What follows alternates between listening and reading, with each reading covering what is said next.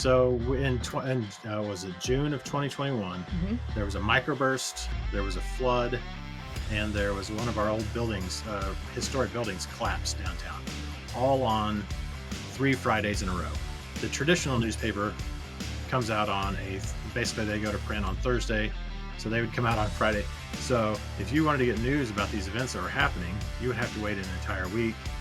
On top of that, we looked around and there was nobody there taking pictures. There was nobody doing interviews. We just jumped in. So with the microburst, Courtney used our community group to organize storm cleanup. And that went really well. We had the flood. I have I'm certified drone pilot, so I got my drone out and got some really cool footage of the drone, of the flood footage, and then interviewed some business owners and visitors who were here. Just happened to be during one of our large festivals, and so we got really positive feedback. Like, people are like, "We need this. We really appreciate what you're doing with that. Keep doing that, please."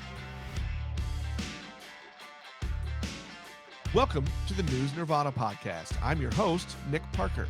The News Nirvana podcast features conversations with media professionals from across the country, highlighting our ever-evolving business models and showcasing the strong and effective journalism produced each and every day. This podcast is made possible to you by the generosity of Blocks Digital. Blocks Digital empowers content producers to connect with their worldwide audiences at scale and continuously transform to achieve their business goals. Contact Blocks Digital today to learn more about how they can help you thrive. Connect with them at blocksdigital.com. Hello and welcome back to the News Nirvana podcast. I'm your host, Nick Parker. Welcome, the Excelsior citizen. Hello. Hi.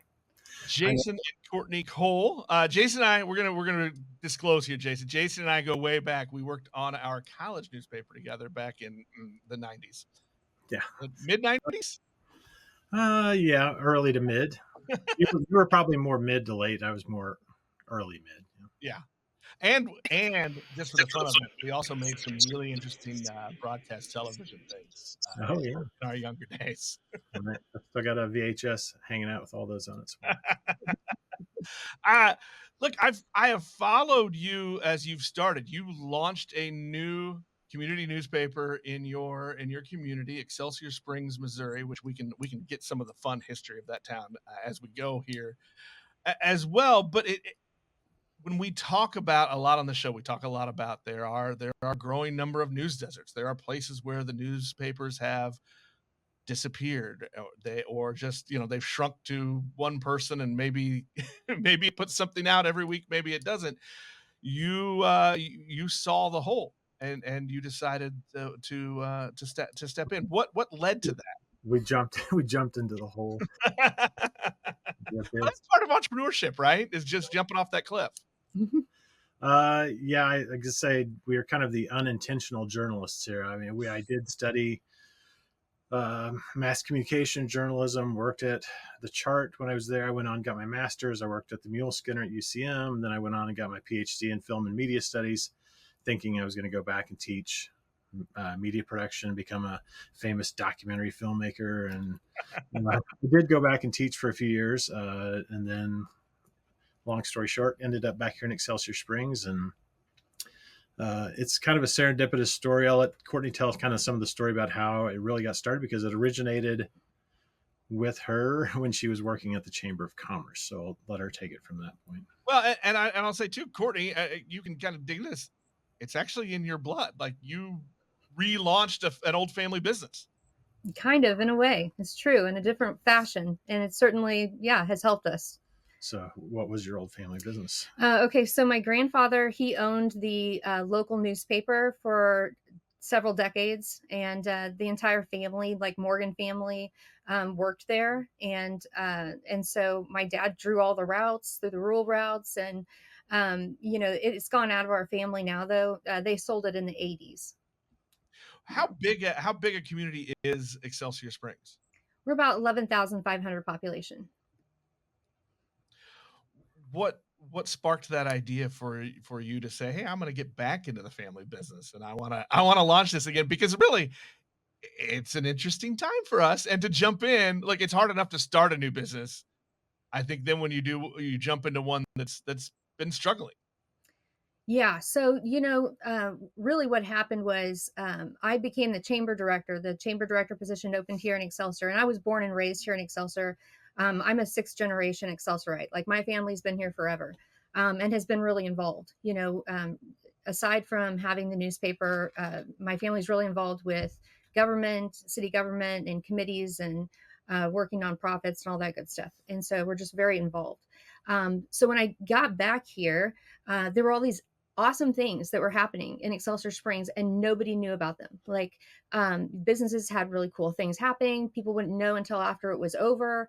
And so I thought, how can I benefit my chamber members as their director and get the message out to the public about what they're doing? And so at the time, I had been using Facebook to organize in my political work, and I had been using it since 2009. And so I thought, I'm going to start a Facebook group, and I'm just going to call it Excelsior Springs News, Events, and Daily Deals. And at that time, I was able to create an RSS feed of all of my chamber members and their Facebook pages.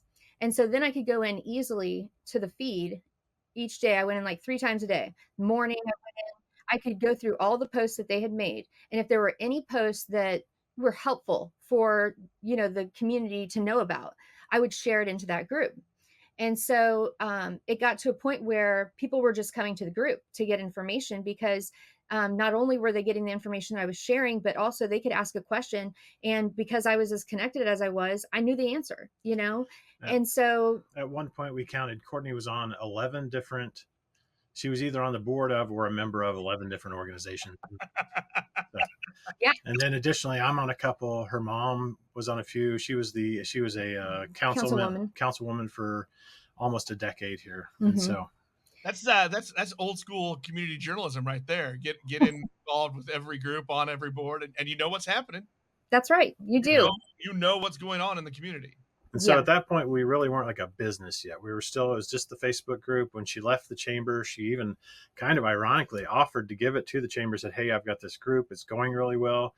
Do you guys want to continue this? And they're like, it seems like a lot of work. And it is.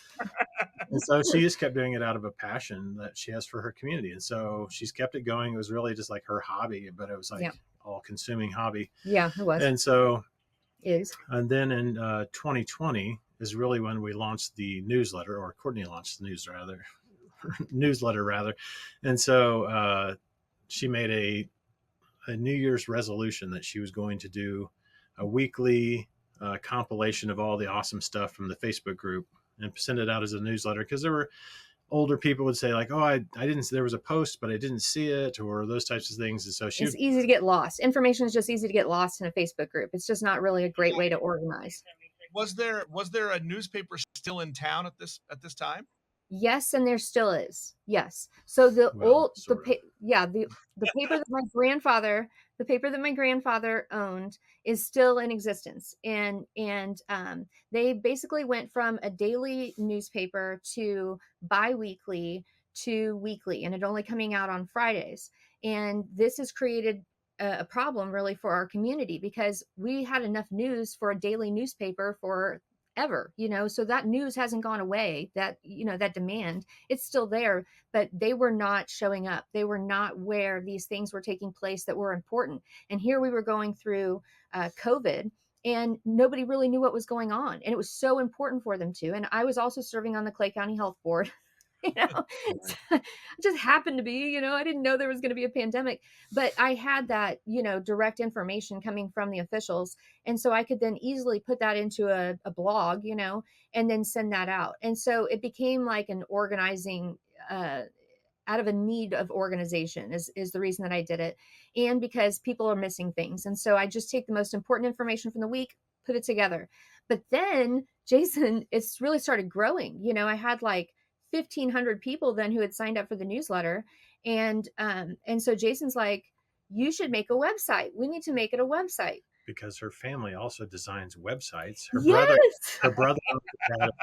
Her dad does photography. We have all this like weird synchronicity of like what's all under one roof, this family dynamic of everybody having talents that really lend themselves to each other. Community journalism. Yeah. And What was that? What was that thing that flipped that switch where you said, okay, we've gone from a Facebook group to a newsletter where you're kind of curating pieces from social media and other news has come in. But Exactly. what was the piece that said, hey, not only does our community need this because the other organization isn't doing the work, but it can also be a successful business. Like we can make this work. That's this guy. And so, yeah, so What was that impetus? So was it June of 2021? There was a microburst, there was a flood, and there was one of our old buildings, historic buildings, collapsed downtown, all on 3 Fridays in a row. The traditional newspaper comes out on basically they go to print on Thursday, so they would come out on Friday. So if you wanted to get news about these events that were happening, you would have to wait an entire week. On top of that, we looked around and there was nobody there taking pictures. There was nobody doing interviews. I was right at the end of the school year. I'd been working for the local school district, and I was like kind of starting to get a little bit antsy anyways and looking for something better to do. And so we just jumped in. And so with the microburst, Courtney used our community group to organize storm cleanup. And that went really well. We had the flood. I have I'm certified drone pilot, so I got my drone out and got some really cool footage of the drone, of the flood footage, and then interviewed some business owners and visitors who were here, just happened to be during one of our large festivals. And then I did a time lapse and kind of wrote up a little article about the historic building that was there.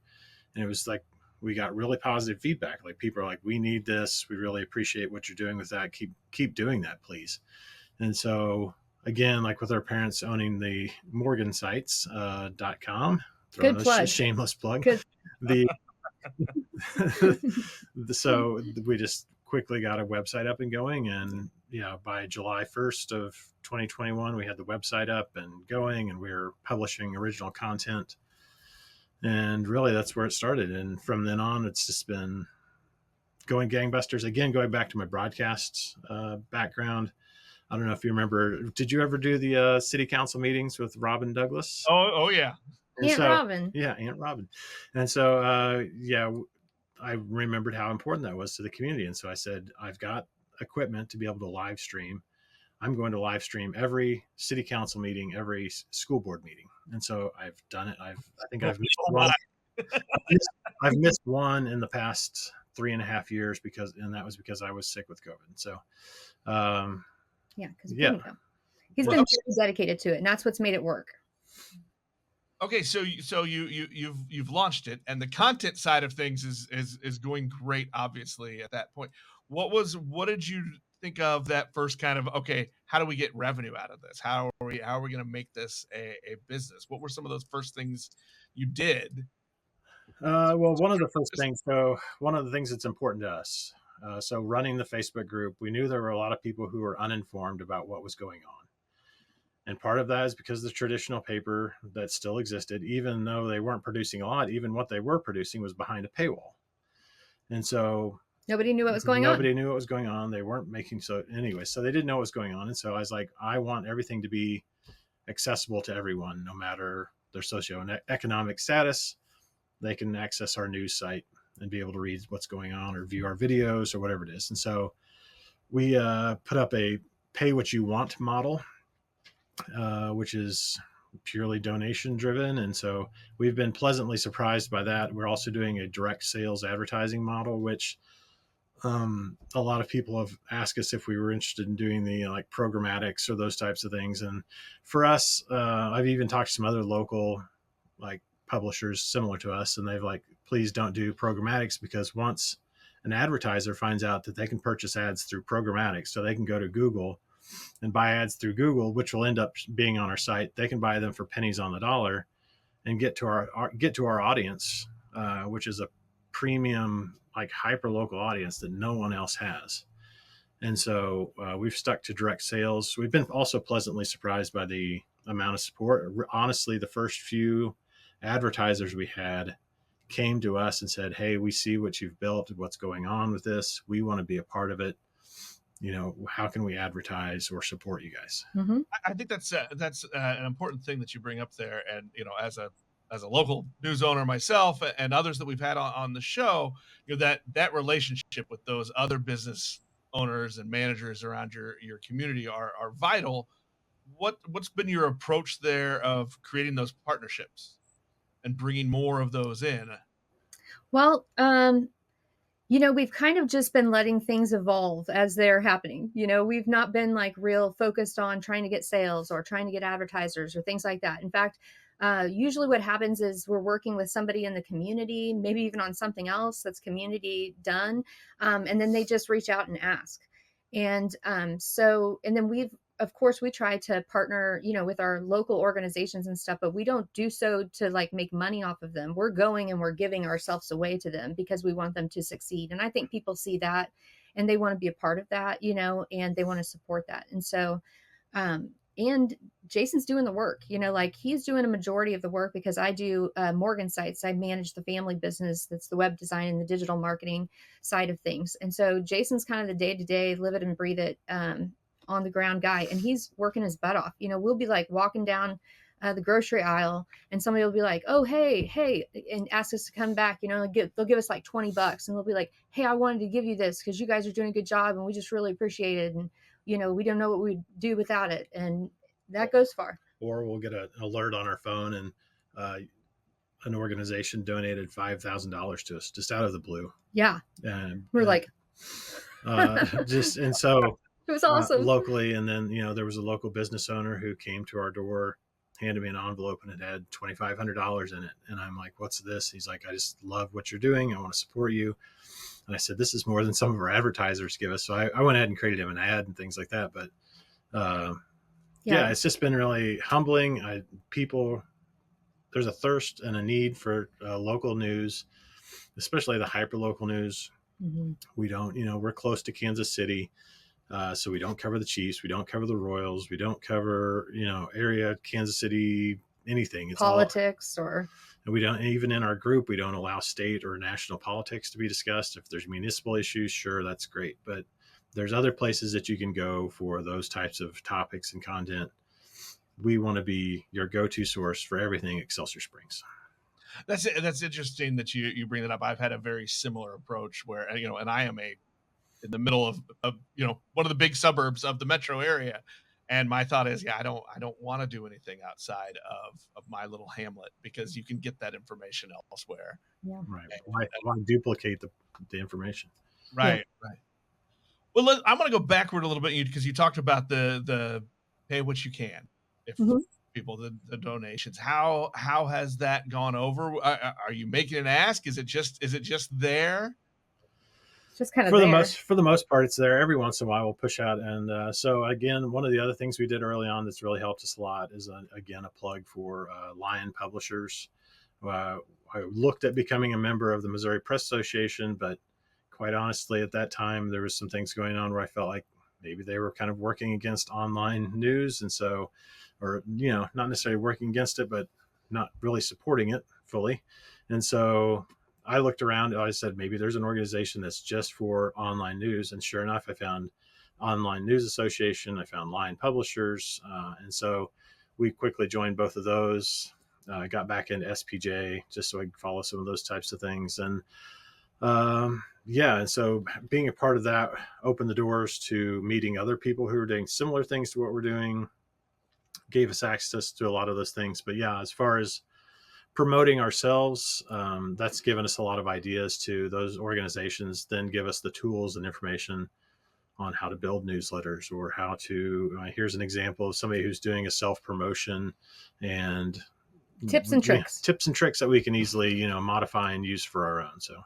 Well, and I know one of the things that Lion focuses on too is so for organizations like yours that are launching and getting going is, okay, you can live off the gratitude and the support for a little bit, but what are some of those as they help you look ahead to continue your sustainability, right? To make this work over decades, like your grandfather and family before you. What are some of those things that you're looking at, I guess, to kind of keep it going? So we've had, is it okay if I talk about this? Absolutely. Okay. All right, here we go. Okay. So gatekeeper. well, we have we've had an opportunity to work with Google, and that has been with Lion Publishers Help. And so we've taken several workshops with them. And initially, they went in and did a full audit of our business and gave us feedback on things that we needed to maybe look at to improve our website. Some of those tips and tricks about where to place buttons and all that good stuff. But then they also provided us with kind of a more structured counselor who a mentor that we would, check in with weekly and talk about the business development and the direction that we'd like to go. And they'd ask us good questions that would just help us to develop, as a company. Because we knew that in order for this to survive, it's got to be more than just us, because even if we're gone out of town, there's no one here to cover. And that was actually a problem just last week when we were in Chicago. And so we want this to be sustainable because it's good. It's a good thing for the community. It's a thing that the community wants and they're supportive of. And because we're growing, we've also had people who have approached us and who have said, I want to be a part of this. How can I do this? We had a lady who used to sell ads in the Northland, and she did it at a time whenever it was transitioning from print into digital. And so she really understands both those worlds and being able to communicate with people on the benefits of digital marketing. And so that's valuable to us. And that's not even somebody who we even knew was there. She just said, I want to do this. And so we're working with her, and that's been a wonderful fit. And then we've also hired Jessica. Yes, I was just about to talk about her.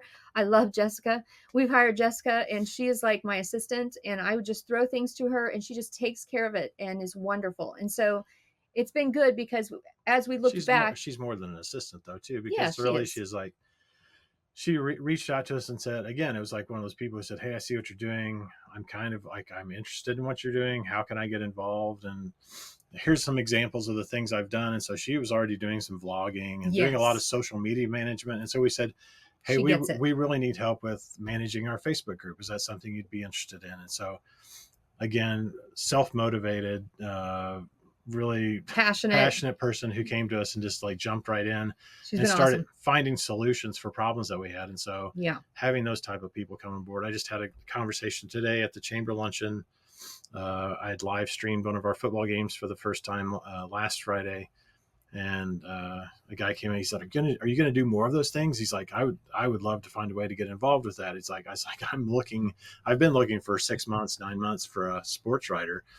And I said, yeah, if you'd love to. He's like, I'll go to games and love to do color commentary. And like, it's awesome. And he's a person who's, like well respected and trusted. And I know that he would do a great job with it. So I'm really excited about that. So again, I'm sorry. Is adding that you said one of the people that you brought in was helping with ad sales and building that up. Is that what pays for these kind of expansions that you're talking about adding a sports writer, adding somebody to help you live stream, a football game or more meetings or more? Is that the piece that kind of helps it grow? We've built a structure so that essentially the first year, I'll just be frank with things like the first year we probably made about 20,000 net. The next year we made about 40, then 60. This year we're on pace for around probably 150, 160. And so I mean, it's like, and it's all through ad sales and donations. Like that's all we're doing. And so the News Nirvana podcast is made possible by the generosity of Blocks Digital. Blocks Digital empowers content producers to connect with their worldwide audiences at scale and continuously transform to achieve their business goals. Contact Blocks Digital today to learn more about how they can help you thrive. Connect with them at blocksdigital.com. Do you find that for you? And I think as small business, small news entrepreneurs, right, that we have to kind of stick with our strengths. Do you think that like by focusing on that content side of the things, which it sounds obviously is your strength, that's focusing there and then kind of letting the other parts of it come in? Is that what to be successful? It's been helpful, and like we're forcing ourselves to take on some of those business roles. Like again, like that's our bag is content, but having like Alana come in and help us with sales, somebody who's got that experience, and giving them a generous, portion of that through what's the word I'm Commission? Commission based. Yes, thank you. Through a commission based thing, and so she's fully commission based and really enjoys it. But that's helped us a ton because then we don't have to worry about those immediate expenses. And she's going out and making that business contact. Like whenever I see a business owner, I'm chatting with them all about what's going on or what they're doing or that kind of thing. But she's going in as actually, speaking on behalf of our business for business. And so that's a different conversation. And it's an intentional conversation about advertising, about promotion. Yes. Right.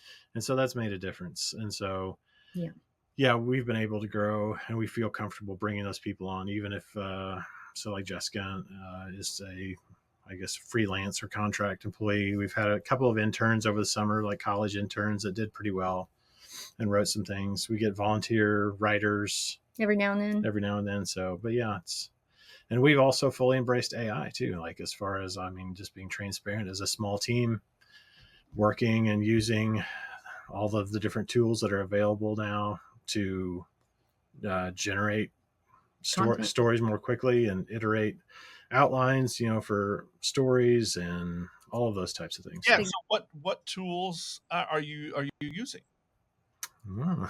So mainly we use GPT and Gemini are the two main, and then there's things like Satchel and Claude and things like that. We also use Pinpoint, which is the journalism part of Google's journalism toolkit that they have, which has been awesome. Really nice.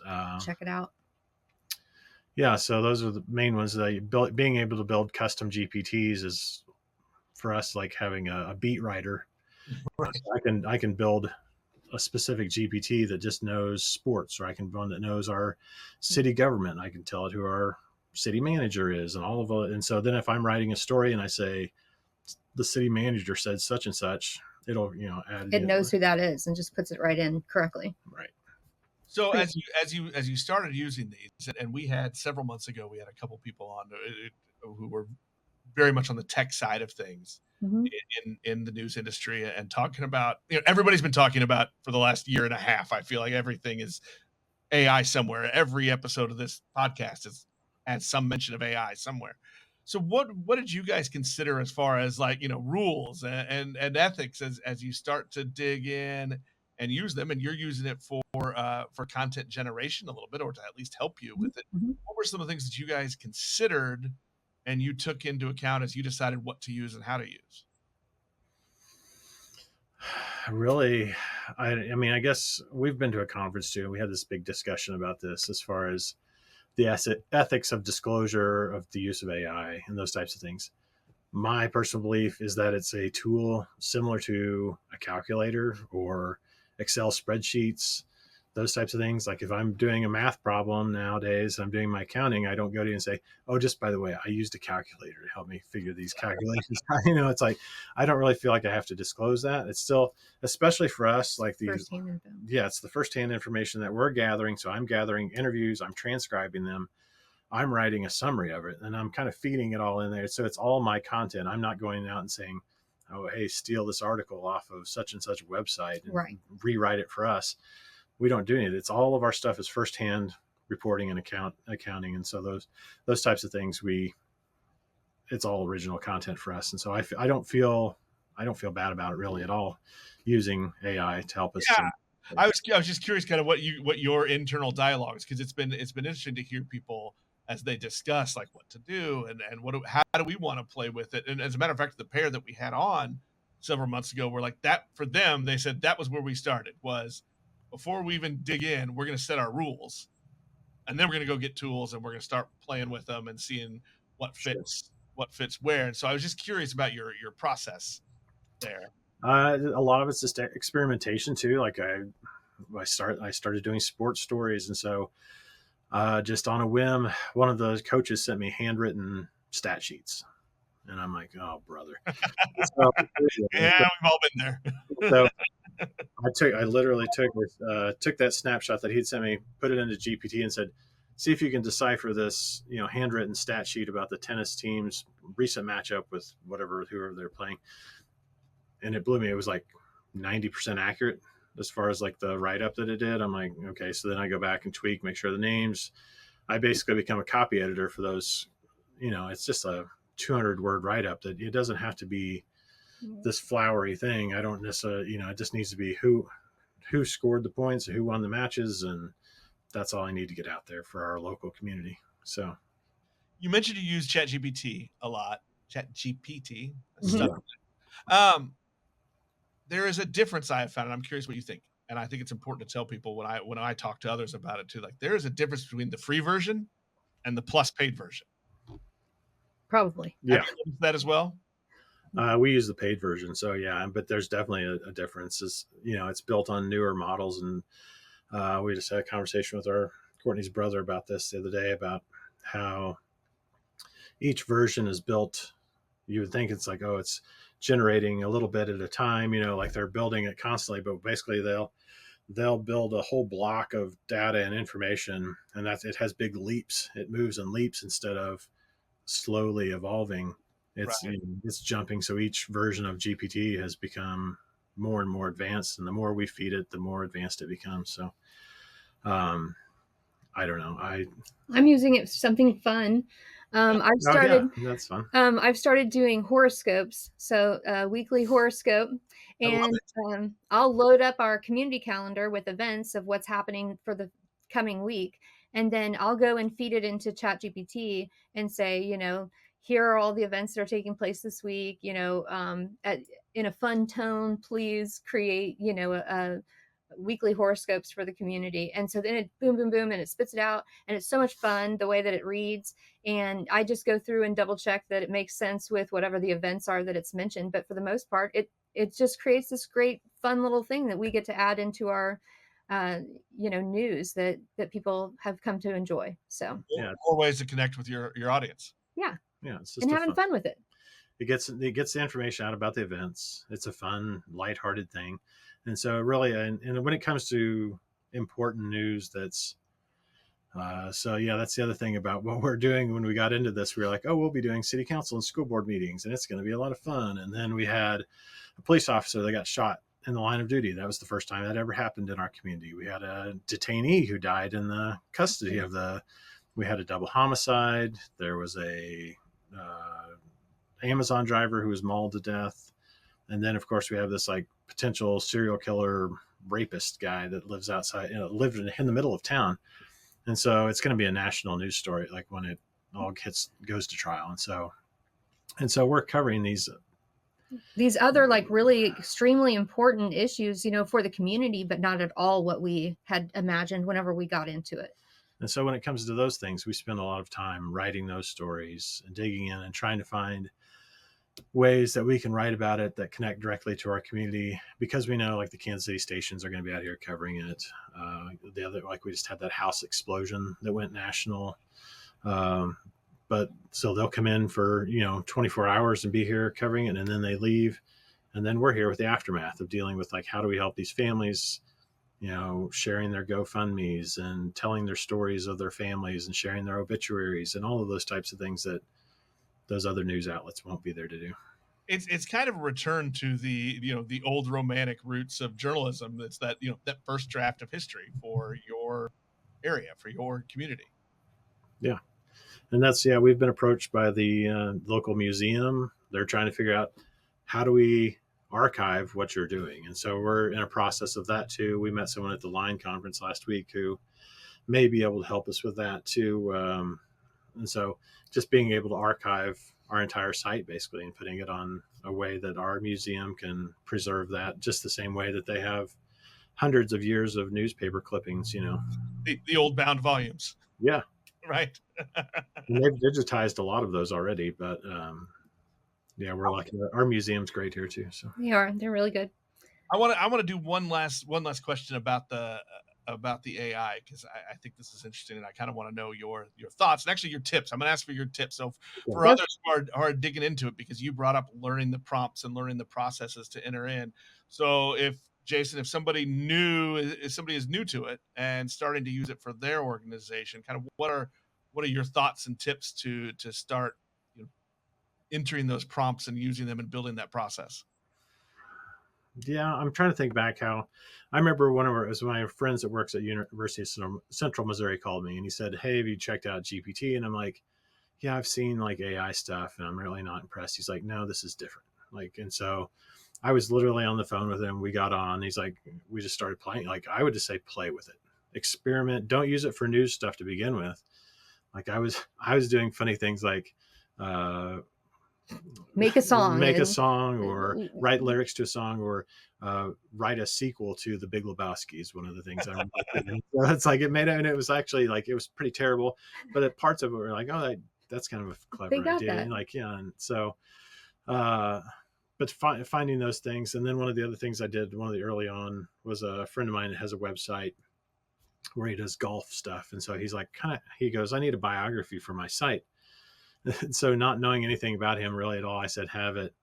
I said, "Write this biography," and it sounded really impressive, and so I read it to him, and he goes, "Yeah, about 90% of that's false, but it sounds great." So again, I feel like when you're feeding it your original transcripts, when you're feeding it your original ideas, and you're not relying on, I'm not dropping in big chunks of text from other things. I'm taking transcriptions of audio interviews that I've done. I'll write up a rough draft, that first draft that you have to get out, and it's usually terrible.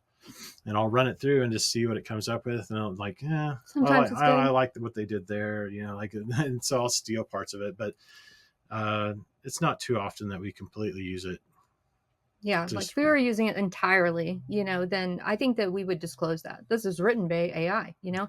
But when it's us going in, making those prompts, and also going through then and editing, it's still our piece of work. As far as I'm concerned, we don't disclose when we have spell check in our Microsoft Word document. You know what I mean? Right. So, And there I still think has that's to the be difference. a human element to it. Yeah.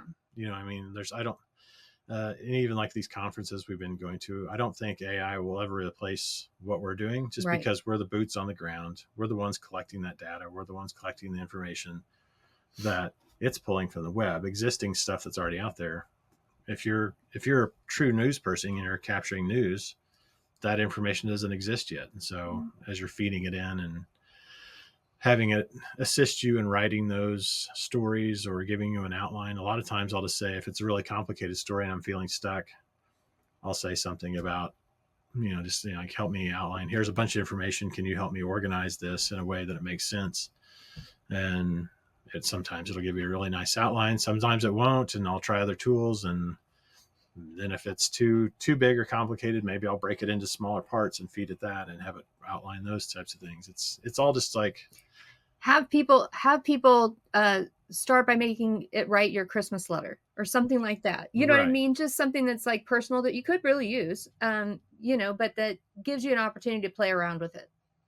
I've used it to help write leads. Like if I feel like I've written a very boring lead, I did put It's in there and just something to jumpstart the brain, because sometimes Yes. you're writing a council story or something, and it's hard to not be boring. Yes. So just to kind of help jumpstart your brain a little bit. You can also, since we're online news, I'll say write an SEO friendly lead for this story that, and so then boom, it writes this lead that has all the keywords in it that I need to help get it picked up. Right. Well, let's change gears a little bit, and let's look forward a little bit. What is next for the Excelsior Citizen? What is next for us? We've got a lot. I've got a whole. We sat down one day. We probably got, how full is your whiteboard? Yeah, we've probably got about 5 pages of ideas of things we want to do. It's just like the sports guy today coming up to us and saying, "Oh, I'd love to do more sports. How come you haven't been doing that more?" I was like, "It's just not enough hours in a day." Literally, the only reason I did it this last time is I have one of our student writers loves sports. He's like, "Is there any way we could do a live stream?" And it was already something I'd been thinking about. So I'm like, "Buddy, I'm going to see if we can hook you up." And so he did his first commentary, and he was awesome. He was awesome. Like, he did a great job. Yes. And so, but as far as like, again, just taking it organically, there's some things that we want to do that we think the newsletters, like we want to expand our offering of newsletters. The one we have now is getting so long that it's getting cut off. So maybe we'll break it into, instead of just being once a week, we'll do couple 2-3 times a week. We've got an idea for an events newsletter. We've got Sports stuff. You've got all Yeah. kinds of stuff. Yeah. So Cool. working on those types of things and finding ways. Again, like what I tell people is we're a community resource. We're not just a news outlet. And so having events, having those types of things listed on our website where people can find the information they need, business directory, all those types of things, where a lot of times in the group we'll get people who say, you know, at least once a week, usually somebody's like, who's the best internet provider? Where's a plumber? You know, and so I feel like if we had a business director, we could say, here's the ones that we've vetted and we know that they're reliable and you can trust that they're a real business in our community. They've got a city license. Right. And so some of those things, and then being able to upsell some of those to our advertisers and being able to generate some more revenue off that too. Fantastic. Well, let's do it this way. Tell people where they can get to the Excelsior Citizen. They want to check it out. They want to see what you're doing. Where can they go? Easiest place, excelsiorcitizen.com. Go to our website. You can find all of our social links there. We're on almost every platform you can think of. That's something we didn't even talk about really, is that our, again, with our family business, so our daughter runs our TikTok. She's awesome. It's built that up to like 15,000 followers. And it's really, when we first started, she's like, hey, can I do this TikTok thing for you guys? And I'm like, please do it. You know, like that's, thank you so much. And like, but she's just having fun with it. She's like, oh, can I do this and kind of make fun of this thing in our community? And so I'm like, yes, just go ahead. And so she does a good job of pairing like the trending audio with like some sort of an important news event and that's happening locally. And so it's fun then for the citizens to see it because it's a funny TikTok. It's making fun of them. Yeah. It's kind of how important is it for you guys to remember to have fun doing the local news? I feel it's very important, you know, and I feel too that like with Jessica, she has such an energy and she wasn't even like with us, you know what I mean? But she has this energy about our organization and I want her to always feel that energy. You know, I want that excitement to always be there. I want us to always have that feeling of we're helping the community. This is really something good that we're giving in return, but it's also kind of fun for us. Yeah. You know? I mean, there's lots of times when we're like, got a story or an idea and we're like, yeah, why not? It's our thing. Like we can do whatever we want. Like let's do it. We're the ones that get to say whether it is or not. We don't have to go to somebody else and be like, can we do this? You know, we can just do it. And so that's been kind of crazy to think of. And Nick, probably knowing me, was like, oh, that's kind of scary. Well, you know, but that is, I think that is a thing, right? And part of your role is you can see what's happening and what the stories are that need to be told. Yeah. Whether they're fun, whether they're serious, you get to, and look, you guys saw the empty space in your community and you've been filling it now for a couple of years. That's fantastic. Yeah. We're on our 4th year now. So wow. As a business. 4th year as a business. And then the 10th year as a Facebook admin. Community Facebook admin. It's a crazy position. Don't take it. That's awesome. All right. So final question here, just looking forward. What is one thing you guys are excited about with your news site and that lets you know you're on the right path? You're excited for the future of the Excelsior Citizen. Probably our newsletters, you know, and soon we hope that you'll be able to sign up for a newsletter. You'll know daily or weekly about all the events that are taking place in Excelsior Springs or even throughout the area.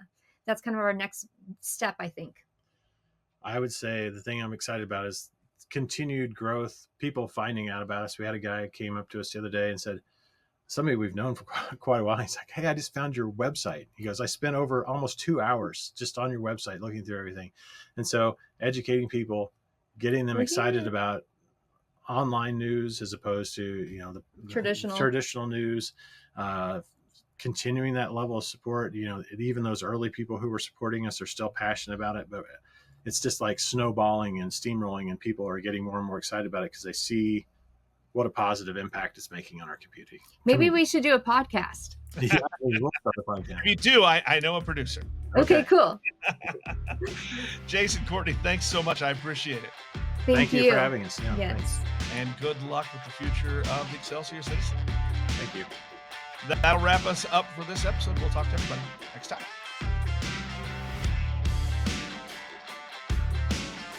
The News Nirvana podcast is available on Apple Podcasts, Google Podcasts, Spotify, or most any of your favorite podcast apps. The News Nirvana podcast is made possible by the generosity of Blocks Digital. Connect with them at blocksdigital.com. The News Nirvana podcast is produced by Fredcasts. Think, speak, act,